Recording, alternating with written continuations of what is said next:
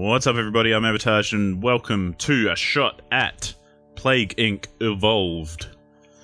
This game was originally on iOS/mobile devices, and I know this because I have it on my iPhone, and I really like it on there, so that's why I picked this up, because I thought it would be nice to check it out, see what they're doing for PC. This is an early access title, so there's a lot of things which aren't available on it, and so far I prefer the mobile version. So this is kind of a bit of a let's look at it and see what the deal is, but let's also just remember that there is another version which is complete. It doesn't have as much features, or as many features I should say, as they are promising for this version on the PC, but yeah, it may be better as a mobile game at this stage. There's not a whole lot of options to speak of. There's a few, and you don't really need heaps. There's rebindable controls, even though there's like fuck all controls. And there's also, not available, but they're going to do some accessibility stuff, which is nice. I'm assuming that will include, say, colorblind modes and that sort of thing, because you kind of will need it for this game. I mean, you kind of need it for every game in my opinion, but some games more than others. There will be multiplayer, there is none at the moment. In single player, the only mode that I know of is maybe speedrun and main game. Yeah, scenarios, custom scenarios, and tutorial do not exist. So we're going to play a main game, and you can see I haven't unlocked anything. There's a lot more disease types, I think, or plague types rather, that you can select from, but you have to actually win a normal mode at say bacteria in order to unlock virus and so on and so forth. And I haven't won one yet. Suffice to say, this seems a lot harder than the mobile version, because on the mobile version I've unlocked heaps of stuff, and I don't feel like I'm any worse or better than, you know, I'm still the same player and it's still the same sort of setup, but I think it's a lot harder on this PC version. But anyway, so first of all you select your plague, and these all do different things, and essentially this game simulates a plague going across the world, and you have to try and take out the human race. So we're going to start off by playing as a bacteria, and they all have different kind of perks to each one. So like the Neurax worm is a manipulative organism that burrows into the brain. Like a fungus, fungal spores struggle to travel long distance without special effort, so they're not going to get around too quickly. A virus mutates very quickly. Bacteria is kind of an all-rounder, but we're going to look at bacteria because that's all I've got. You can then insert genes and things as you unlock them, which I haven't unlocked any, as you can see. And these all do stuff like they give you perks and things that will make your bacteria, or whatever you've selected, a lot more powerful. We're going to go normal because that's normal. Basically there's different conditions that get applied to each one. You can't unlock new diseases on casual. At least that's how it worked on the mobile game. I'm not sure on this one because it doesn't actually mention it, but I think you have to do it on normal. I think it mentions it when you select your disease type, and there's brutal and mega brutal. So this shows that more people wash hands. Doctors work 3 days a week, so they work a bit more than if it was casual. Like research doctors don't work, no one washes their hands. Sick people give hugs. Sick people get ignored in this mode, so basically your whole transmission and that sort of thing get affected. Now let's name our plague. What shall we call it? We will call it... Let's go with a variant on old abatage, and let's call it abatage...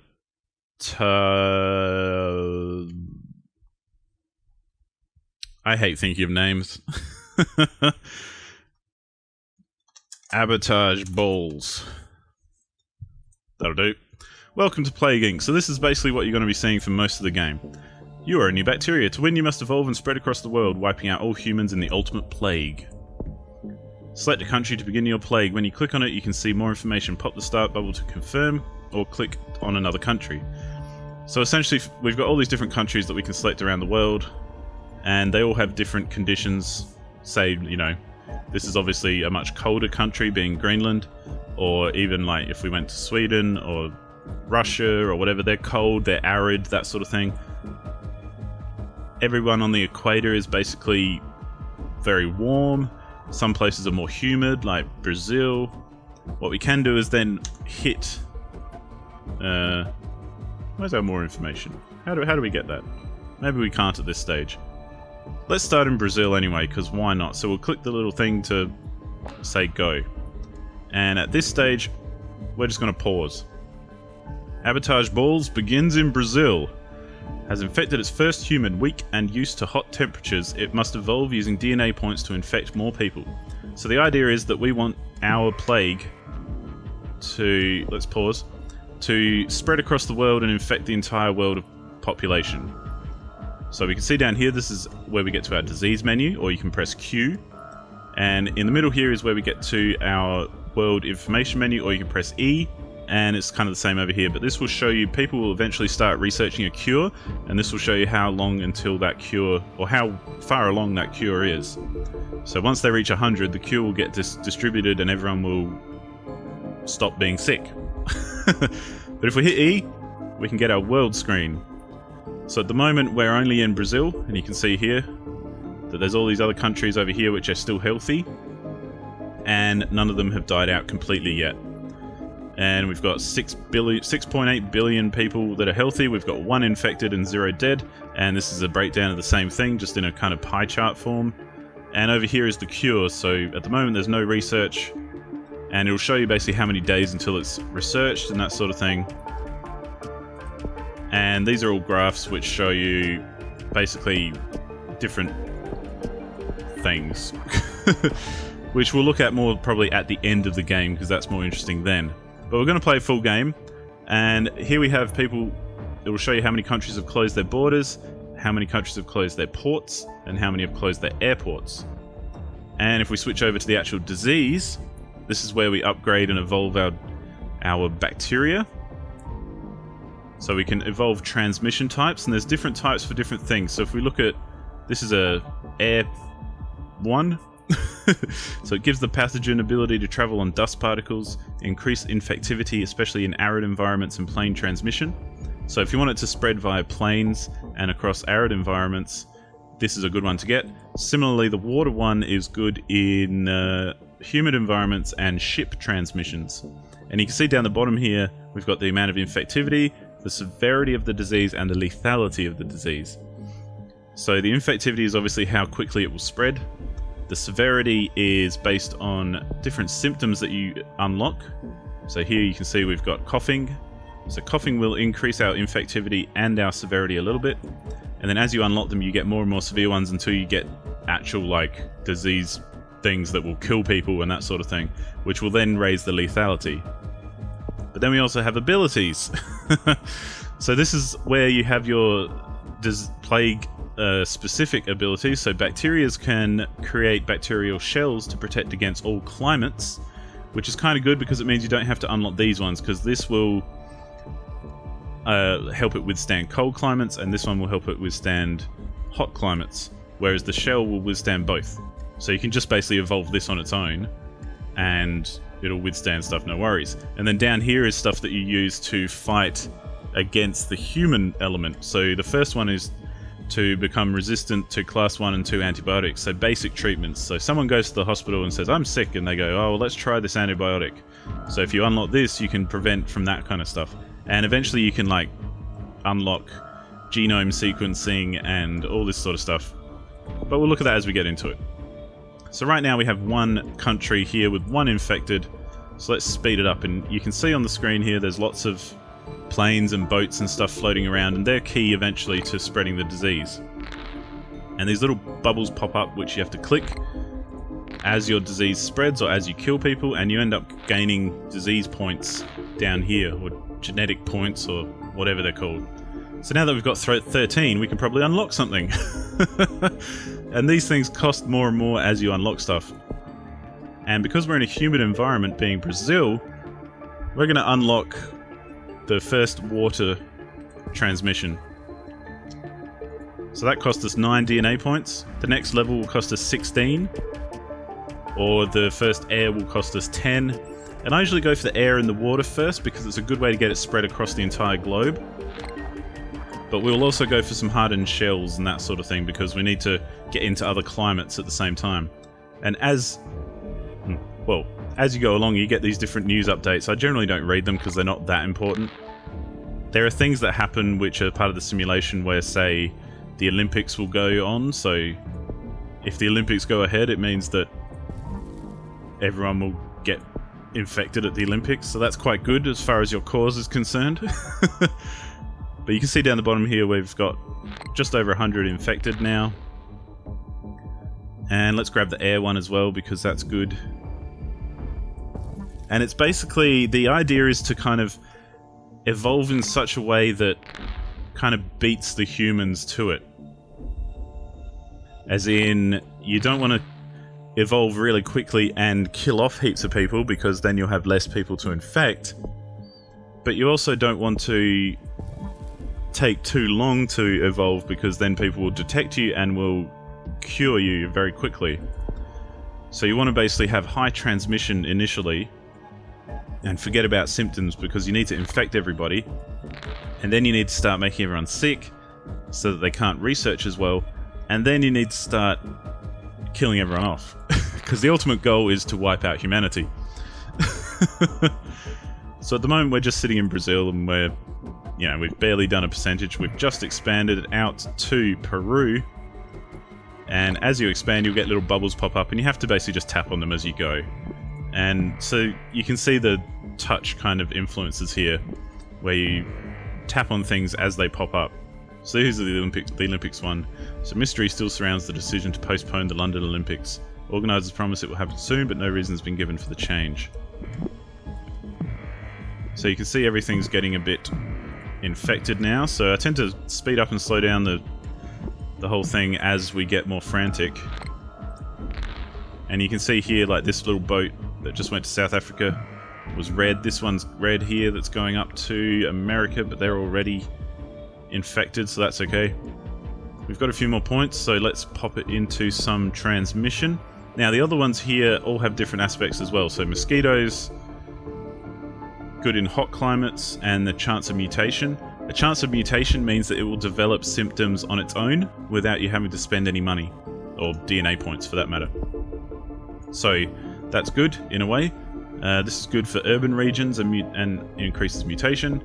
Birds are good for land transmission and mutation. Livestock's good for rural regions and mutation. And blood is good for poor regions and also adds mutation. But the main thing that I look at is, you can see down the bottom here, when I click on one of these, it shows how much it will increase the infectivity. And level 2 ones will increase it much more than level 1. But level 1's obviously a lot cheaper. However, I think we want to go... Maybe we do want birds. Let's do birds, because land transmission's always good. And then we can upgrade the air and the water as we go as well. And we can get some harder shells and that sort of thing. And here you can see there's one here which is genetic hardening, which means it's harder to analyze in the lab, so it decreases future research speed. So once they start researching a cure, that kind of unlock is very useful. And so on and so forth. So it's basically trying to balance things, like trying to transmit it as quickly as you can to get all over the world and in as many countries and infect everybody you can, but at the same time not kill them off too quickly. Otherwise, if everyone dies, you don't end up being able to... You kill off all your people who are infected, but so therefore they can't keep infecting other people. You know what I mean? Cool.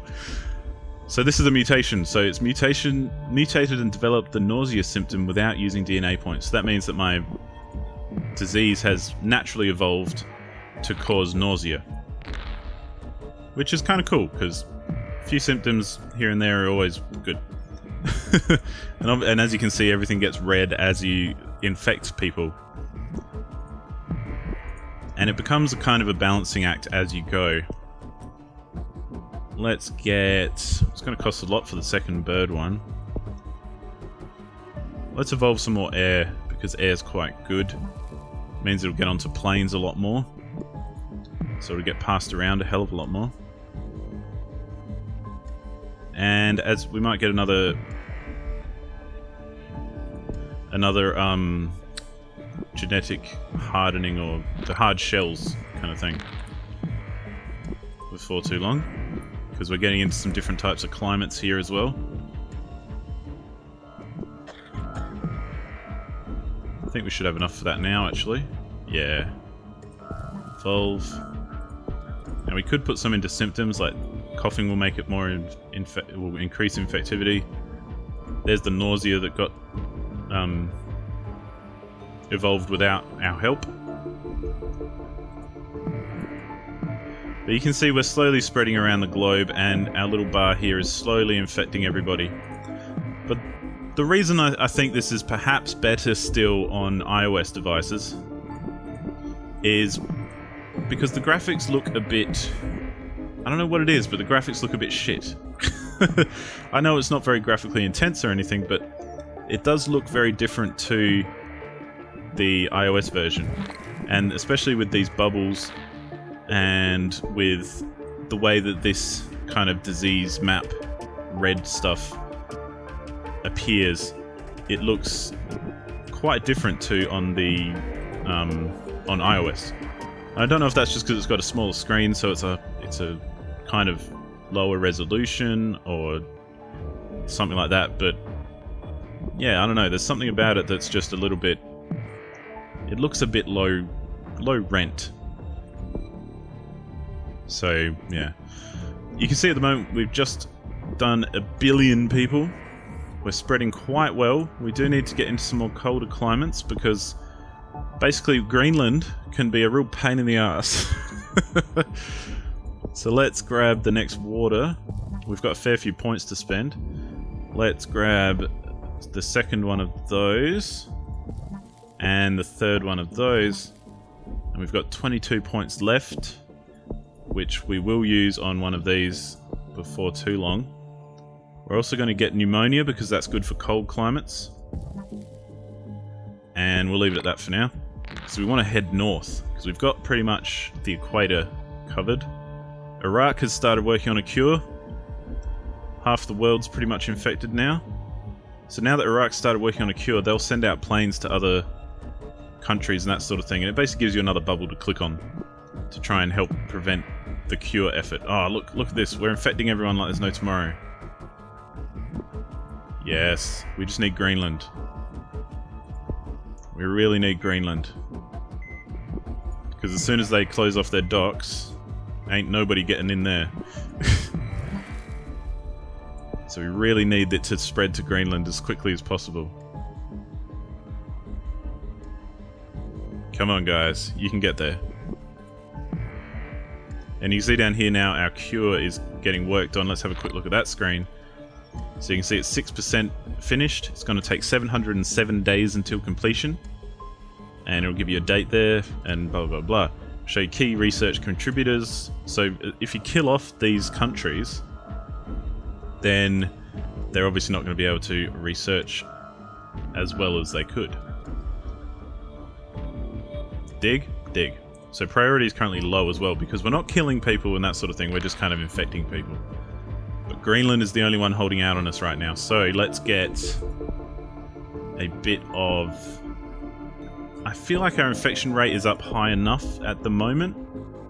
We could definitely do with perhaps... Although we really need to get to Greenland. Let's do that, we've got plenty of DNA points at this stage. And let's do...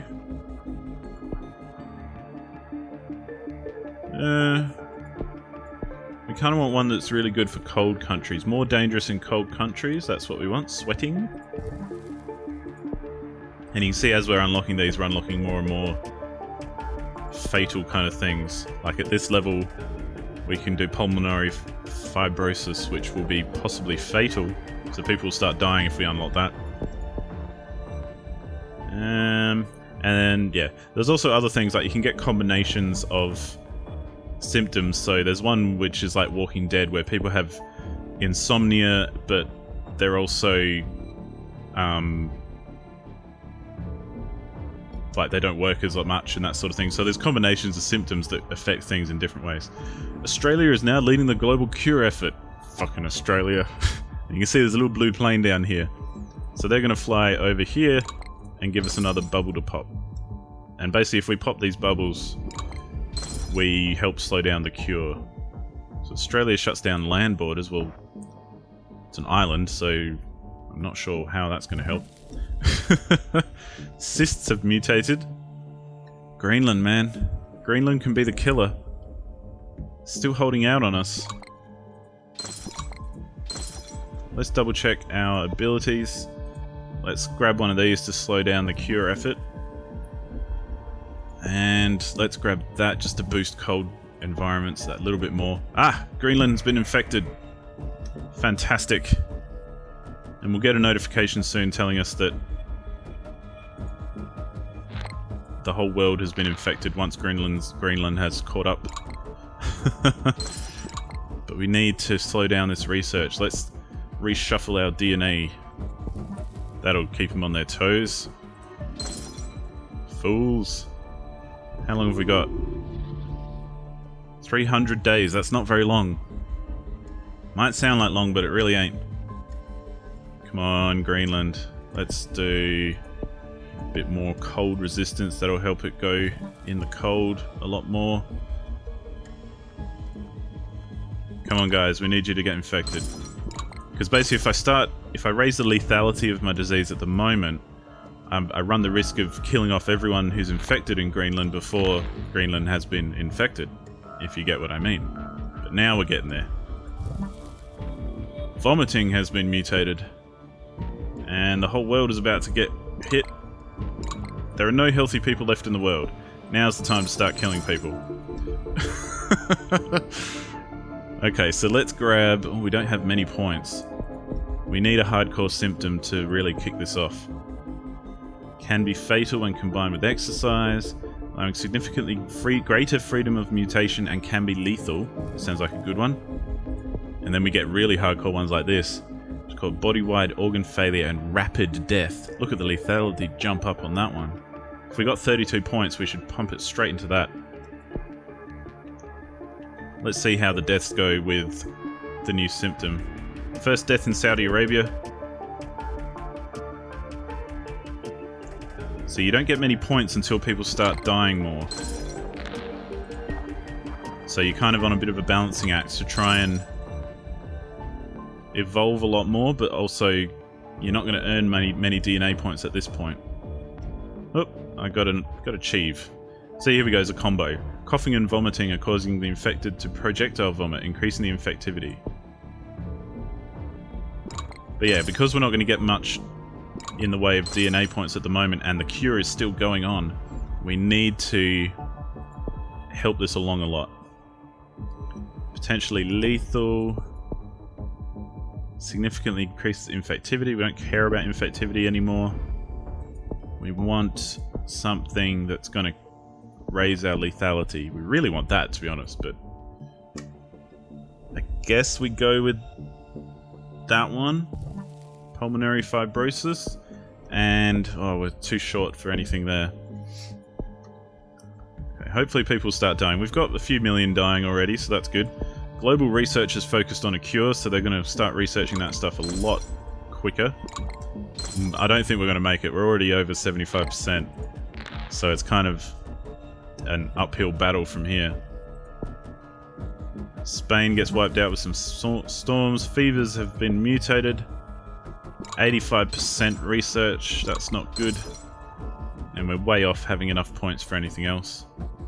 What you can do is sell off evolution as you go, but they're only worth 2 DNA points every time you sell it, so it's not really worth getting. 95% complete. We're not going to get this. Nowhere near.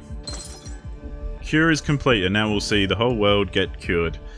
You see the little bar down the bottom here. We're getting wiped out. We're getting eradicated. But that's the way it goes. So that's what I mean. I haven't been able to successfully complete a game on normal mode in this PC version of it. I'm done it on the mobile version plenty of times, but I don't understand why this is so much harder. The coolest thing about the PC version is you get this replay at the end, which you can speed up a whole lot.